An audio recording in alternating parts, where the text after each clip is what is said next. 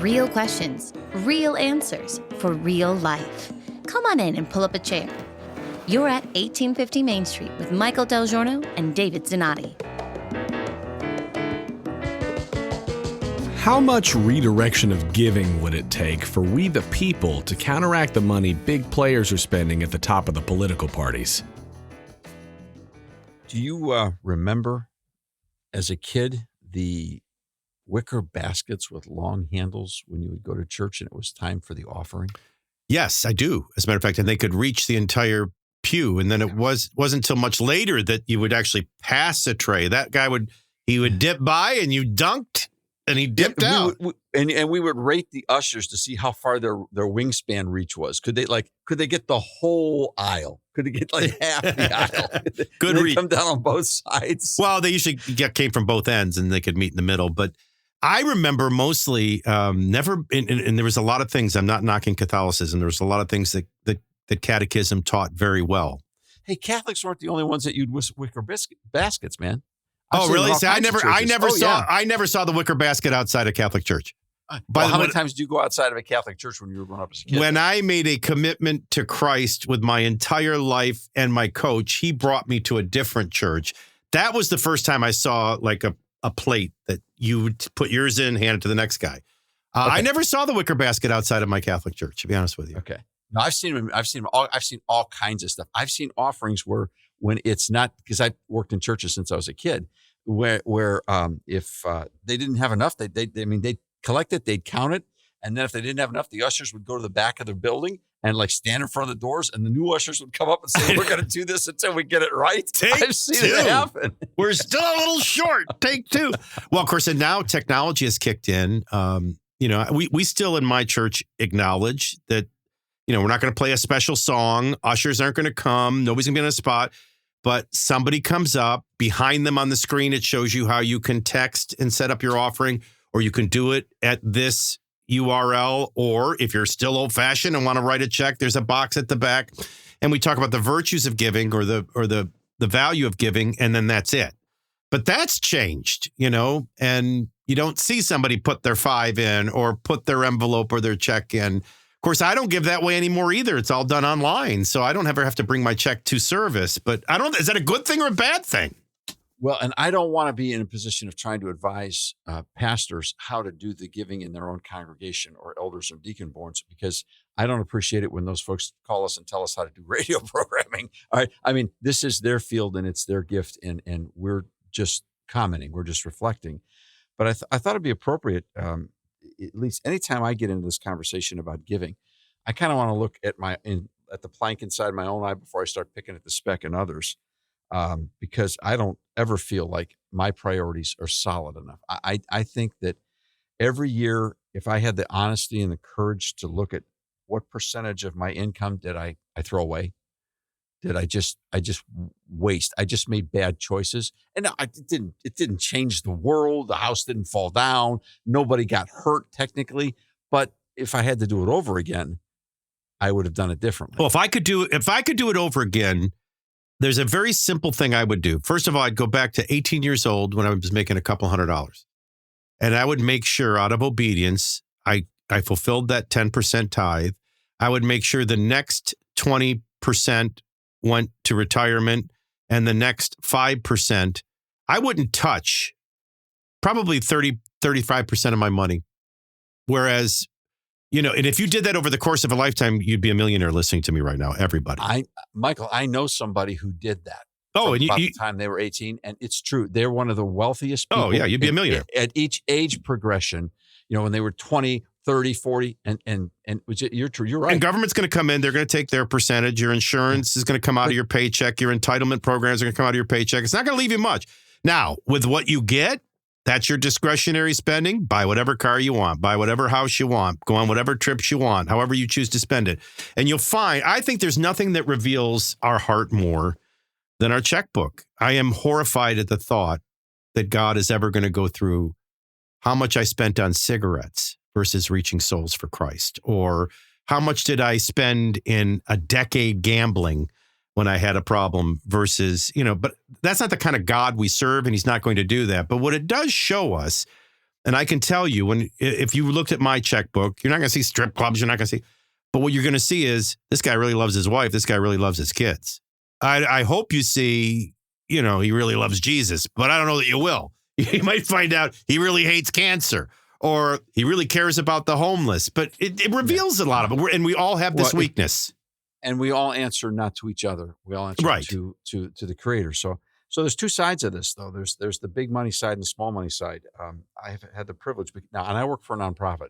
And this particular program, 1850, that does air in a podcast network. We let these conversations happen so that other people can listen. All right, that is sponsored and funded by a nonprofit, and those works are all funded completely by charitable contributions. So full disclosure, there will not be an offering at the end of this conversation. I will not reach into your pocket. I was kind of hoping there would be for a change. All right, and I'm not about to pass the basket. All right, that's not the way we do things. But the question is, I also have the opportunity to speak every now and then in leadership groups, and you do too. And we do less of that than we used to over the years. But there have been times I've been in rooms with people, not a lot of times, but there have been occasions where I've been in rooms with people in a speaking situation where if 1% of the net worth in that room would be dedicated and focused on a project, a campaign, an issue, a series of individuals that would impact the country for good, the budget of whatever that project would be met with a 1% alteration of priorities. And I'm talking about people who are all well beyond being millionaires. Just a 1% redirection. The point is that there's this crazy inverse reality. The political parties are tearing our country apart. They're tearing our country apart. And that's part of their plan and part of their design. Sure. And the reason that they're tearing our country apart is because they've been hollowed out by a handful of very large conglomerated donors who've hollowed out the political parties and now use them to do their business. Well, the American people, the people, the voting types of people do not counterweight that balance. There are so many more of us than there are of them that if we would redirect our giving strategically in a targeted fashion, we could counterbalance that, and it wouldn't be so easy for the wealthy on the right and on the left to simply buy whatever they want in the political process. I'm not wealthy, but even not being wealthy, I would say if I could redirect 1% of my income, I could make a measurable difference. That's the way I want people listening, overhearing this conversation, to look at it. I shared a stat with you not long ago. We're getting closer. I can't see numbers for the last 2 years. So my guess is we may already be there and not know it for 2 more years. But as of 2 years ago, 73.5 million Americans. Now that's way more than vote in off-year elections. But in a highly contentious presidential election, you're now getting close to those numbers. That's the numbers. 28% of America, 73.5 million, it's probably 100 million now, are sports gambling. We almost have more people sports betting than we have involved in the very political process of the country, whatever, if you focus on boats or trips hang or on now. cars. Let me help you out. You got sports betting, add lotteries. You're way over now. Now you're way over. You have more people throwing money away into the gambling industry than you do voting in this country. And then think how much. Goodness! And wonder why we're losing. and wonder why the country, the leadership of the country, the strength of the country doesn't reflect, or maybe now it does reflect we the people. I was just going to say maybe it does, and you wonder why we've turned to pot and we've turned to gambling. Yeah. And not turn to a republic or a God for which it stands. So I'm guessing that somebody over here in this that is a faithful giver into projects and organizations that they believe in is saying, well, I do feel like I'm more valuable, that's for sure, but I'm feeling pretty lonely. Yeah, I get it. There is a loneliness at this level of responsibility and leadership. But what would the conversation be if you talk to one of those 20% in any church building that's really paying for anything, or that top 5% that have, through discipline and skill and gifting, amassed wealth, and give only, they would all tell you the same thing, that you can't outgive God. And the more I give, the more he blesses me. That's what they would all say. I think the challenge for all of us listening today is, for me anyway, I'm a much different person than I was a year ago. I'm almost unrecognizable from a year ago, spiritually and personally, but I am definitely unrecognizable from 20 years ago or 40 years ago. And I've been a believer now for over 55 years. So I know God spent a lot of time shaping Moses. He spent a lot of time shaping the children of Israel. He spent a lot of time shaping me. But I'm reshaped and I'm reprogrammed and I'm re-inspired. How do I live differently today so that we all live differently tomorrow? Well, I didn't do it starting at 18, but now I do 10% tithe. Now I do put 20% for retirement. Now I do put 5% for a short-term savings plan. And then I am looking for ways over and above that to make a difference. And I've mentioned things like the Nashville Rescue Mission or Scott Cares for Cancer. These are organizations I really care about, and I give, and I delight in giving. But I am challenged to think more about political leadership in the direction of this country. And that's something I've never done.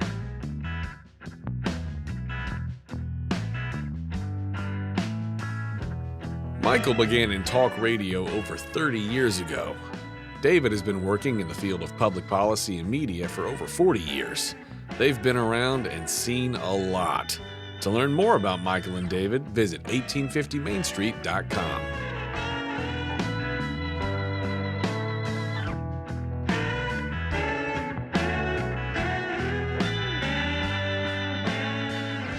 Now, here's the interesting thing. How often do you hear a story that would just immediately go to you on what you just said? Because, oh, come on, Michael, in the next year, between now and Election Day, there's going to be $10 billion spent on federal elections in America. $10 billion. $10 billion. Oh, wait a minute. There's 337 million people in this country.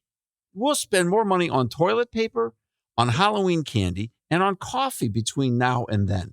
We'll gamble away more money than that between now and then. I mean, it's ridiculous that we think somehow we've been propagandized into believing that there's something wrong with giving to issues, organizations, and individuals that we believe in, that who represent us. How did we get so turned upside down into the idea that giving is a bad idea when it comes to our civil government? All right, let's give some game blame balls. How much of it is, it's been a while since we had a candidate that we felt that strongly about? How much of it is we're disgusted with both parties? Blame balls. I love that. I've never heard that term before. Oh, yeah, I just made it up. Game blame balls. Did you really just make that up? Yeah. You should drink more coffee. This is excellent. Game blame balls. I love it. Yeah. Actually, on a side note, I've switched to tea. By the way, I'm drinking coffee today and it feels really good. But normally I only have my cup of coffee in the morning, then I switch to tea. No, but I mean, is it all that? Or have we come to the conclusion, there's rich people that do that. I don't have to do that. Yeah, boy, so how do you do it? There's a political candidate, let's say that you like, and they're running in your area. Now, if this is a regional race, a local race, that's really easy. You just go online because every person that runs for office has a website, and the first thing you see is donate. So what do? You hit the button and you donate. It's that simple. I'm guessing that 90% of Americans have never done just that. Oh, I would think it'd be way more than 90. But let's say you're going to give $10 to somebody running for city council. You go, you get their website, you fill out the form, and you give them $10.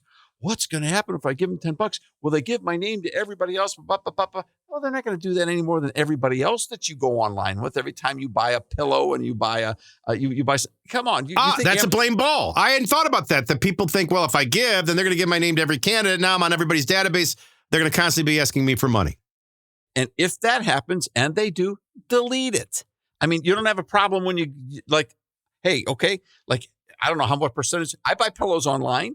So that I said, oh my goodness, I don't want to make sure that those pillow people give my name. No, when I see that they've done it, I just delete it and move on. All right. So by the way, and if you want to make sure that doesn't happen, don't fall for the trap of, we'll give you 15% off of your order today if you give us your email address. Hit the moron button right there. Okay. Because then you've just consented to that process. So don't trade and play with people that way. But in any case, so Bill Jones, Sally Jones, you gave him the $10. Well, are they going to dox me? Will that become a part of a report? Yes, it'll be a part of a report. So you're going to be doxxed for giving a city council person $10. What are they going to do? Burn your house down? I mean, what's going to happen to you? What's the worst that could happen? I mean, it's time we have a little bit of courage also. Well, I don't want to, you know the famous saying in the 80s and 90s, I don't want to get involved? Well, guess what? You are involved. I mean, they're like hauling your income out of your house with the back of a truck every single day. You're real involved. And if you don't get involved in fighting back and leveling the field, all you're doing is telling the political bosses, it's all free. Just come get it. So it's that simple. You go online and you do it. Are there risks? Yes, but no more risks than when you buy a pillow online. So that's one thing. What about member of Congress? Well, my member of Congress is horrible. I don't give them any money. That's pathetic and ridiculous. Okay, well, what members of Congress do you like? Most people can list 3 or 4 names of people that they like, left and right. You can support them. Look them up online. Hit the donate button. Well, now that's a federal thing. Is the IRS going to know about it? The whole world's going to know about it. So what? It's legal. So what? So you would be identified as a person who gives for the good of their country. Gasp. What a disaster. What are they going to take away from you that they're not already taken away? So this is, I mean, it's not that complicated. We have to break down these myths. You said something, because I'm sure there's some people listening right now. Are they doing a whole show on we should be giving to candidates? We're having a whole show on why we don't. Should be giving. Yeah. Just giving people, but we got to go be, what do we care? I actually think it's a whole show about what do we really care about? And and the rubber meets the road where our money goes. I'm not afraid to say yes to the first question. No, I know. But what I'm saying is I care very much about food, and you'll see that on my credit card with the restaurants I go to. I care very much about my wife and kids. You'll see that. Do I care about my republic? And do I care about people who will make a difference and be servant leaders versus bought and paid for or shills for some other element? I think this cuts to the chase. You made a statement one time. Look, the fact that somebody, and it's impressive how much money he has, but the fact that George Soros could literally buy in a perceived 2-party system one of the parties, there's your element, there's your proof we have a problem. Because there shouldn't have been any one individual on earth with, I don't care how many billions you have, enough to rival the collective American people. Shouldn't have. So we definitely have whether you like this conversation or not, we got a problem. And look, we can turn that the exact opposite way. There have been periods of times, and we may be in one of them again right now, where the gambling industry has had an outside crazy influence on the Republican Party. The Republican Party national treasurer at one point in time was Steve Wynn from Las Vegas. That's Steve Wynn. And they didn't see this problem coming down the road. Their biggest donor for years was Sheldon Adelson, one of the biggest casino owners in the world. And they didn't see that, oh, gee, what a coincidence. Now we have sports wagering. I wonder how that happened. Well, yeah, but we don't have casinos in our state. They never wanted, because you think they want to clean your bathroom? You think they want to have to feed you a buffet? They like you sitting at home with your wife not knowing it, losing your mortgage. That's what they want. Yes, on your phone. And that's what they've been after since the 1990s. And they said it out loud and nobody paid attention. The reason that we're in the jam that we're in is because we, the people, we think that we only counterbalance when we vote. No, we counterbalance the special interests when we participate in the process. Now, I'm not a part of a political party, and I won't participate in either political parties because I think they fundamentally are the problem in our country. Well, you're a big hypocrite. No, I happen to be involved for the last almost 40 years of my life with a wonderful team of people who for 44 years have attempted to counterbalance the negative impact of the parties by encouraging people to be free agents and responsible citizens. And they've had an amazingly good track record with that. Well, effort. I can tell you that I used to speak a lot. And the more I talked about Reagan, the more I talked about Lincoln, the more I talked about Jesus, the more I talked about us and not the party and a government of, for, and by the people, the more I wasn't invited back. I caused a schism in your hometown, for crying out loud. Yeah. You came to Ashland, Ohio. So you stayed independent. I was forced independent. I was like Felix Oscar Madison. I've been thrown out of nicer places than that. Right? I was asked to never return. so yes, you were in the home of my alma mater. That's right. We're like the two grumpy old men. Okay, so at the end of this process, what are we talking about? We're talking about giving is essential. People say we want our country back, and I'm going to ask you right up front, other than what they took from you, that you're not even that other than what they've taken from us, sometimes we choose to forget that. Other than what they've taken for us, what have we given to counterbalance the negative influences and to bring our country back to life? Well, can I ask you a question from the bottom of my heart? Right now, first of all, I'm in a bit of a dilemma because I'm a personality on the radio, and I've never wanted to give, like, if I would give any amount of money to Scott DelGiorno. He doesn't need it.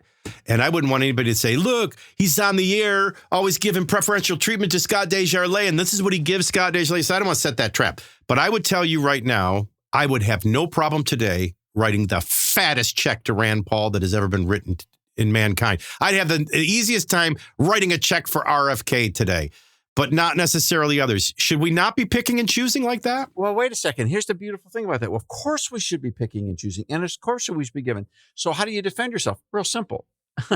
Here's how the way the system works. It doesn't matter. You can't give the fattest check you want. You can only make a limited contribution to a federal candidate, which is the same amount everybody else has the ability. So when someone criticizes you, here's the answer you say. I'll tell you what, when you max out for a candidate you believe in, come back and talk to me, you hypocrite, because at least I put my money where my mouth is. Should we be, well, look, we would be a step towards the answer I wanted to give to the question I asked was, they're out there. You need to identify them and go find them. For me, Rand Paul found me. For me, RFK found me. For me, Scott DelGiorno found me. They're out there, though, but I think it needs to become, I think we all need to be better this year than we were last year. And part of being better is we're losing our republic and it's being bought out right from under us. And this is a big way we solve it. And somewhere along the line, that we got to start at least with the discussion.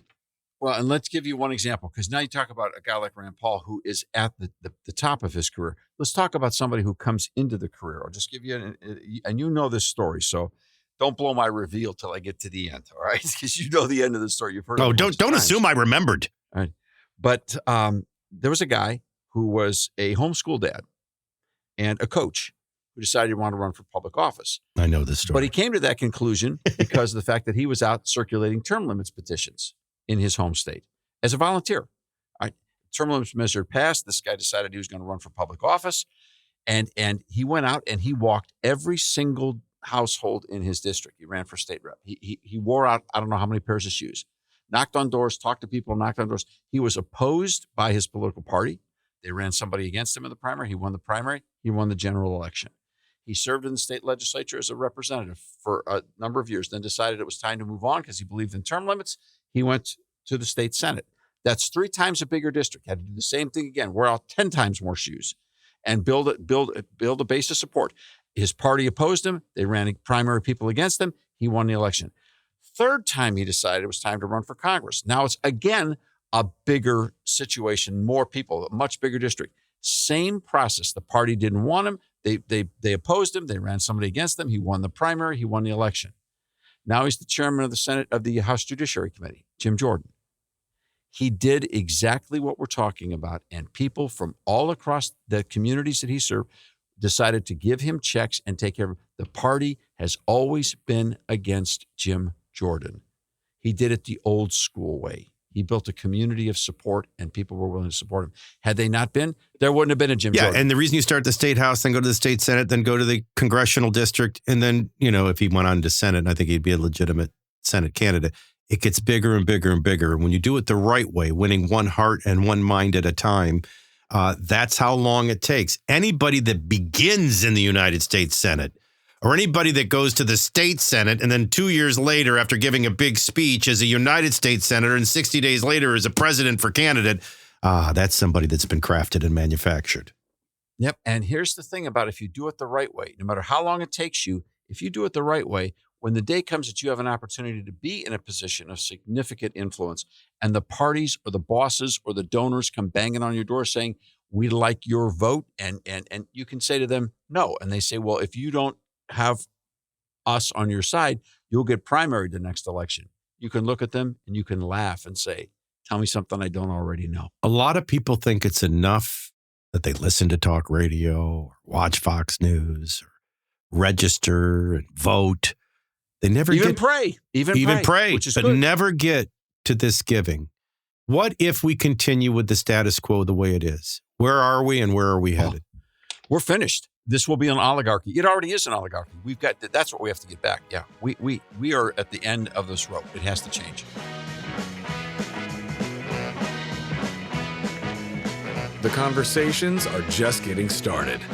To get connected, check out 1850mainstreet.com. We don't data mine anyone or sell your information. Subscribe today so you don't miss a single conversation. We'll see you next time here at 1850 Main Street.